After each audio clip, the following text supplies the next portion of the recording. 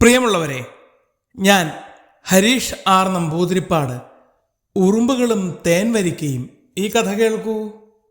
ശോ, ഈ ഉറുമ്പുകൾ കാരണം ഒരൊറ്റ ജീവിയും നമ്മുടെ അടുത്ത് വരില്ല. തേൻവരിക്ക പ്ലാവ് അമർഷത്തോടെ പറഞ്ഞു.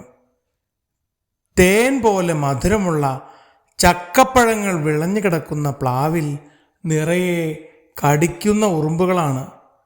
അവയെ ഭയന്ന് പക്ഷികളും അണ്ണാനും വരെ ആ പ്ലാവിൽ വരാറില്ല. ചക്കപ്പഴങ്ങൾ പഴുത്തു ചീഞ്ഞു നിലത്ത് വീഴും. കടിയനുറുമ്പുകൾ നിങ്ങൾ മൂലം വലയുന്നു ഞാനിതാ കഷ്ടം കഷ്ടം. ഒരു കൊച്ചു പക്ഷിയോ ചെറുജീവിയോ വരുകില്ല നിങ്ങളെ പേടിച്ചിപ്പോൾ എന്നെപ്പോഴും പ്ലാവ് പരാതി പറയും. പ്ലാവിൻ്റെ പരാതിയും പരിഭവവും ശാപങ്ങളും കേട്ട് മടുത്ത ഉറുമ്പുകൾ കൂട്ടം കൂട്ടമായി ആ മരം ഉപേക്ഷിച്ച് മറ്റു സ്ഥലങ്ങളിലേക്ക് മാറി. നാളുകൾ കഴിഞ്ഞു.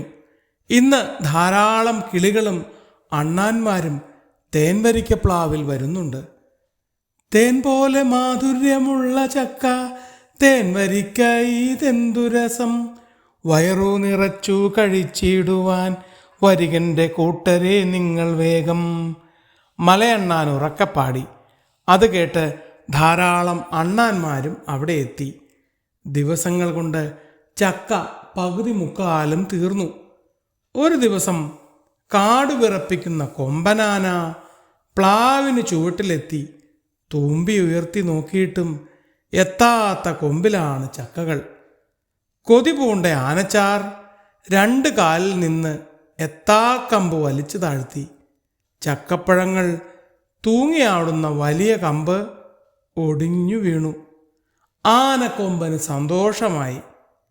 പ്ലാവിന് വലിയ ദുഃഖവും. സങ്കടത്തോടെ പ്ലാവ് കരഞ്ഞു. അതുകേട്ട് തൊട്ടടുത്ത് നിന്ന തേന്മാവ് പറഞ്ഞു, ഉറുമ്പുകൾ ഉണ്ടായിരുന്നപ്പോൾ ഒരു ഈച്ച പോലും നിന്നെ ശല്യം ചെയ്തിരുന്നില്ല. അവയെ ഓടിച്ചു വിട്ടപ്പോൾ എല്ലാവരും വന്ന് നിന്റെ പഴം നിന്നു. അത് നല്ല കാര്യമാണ്.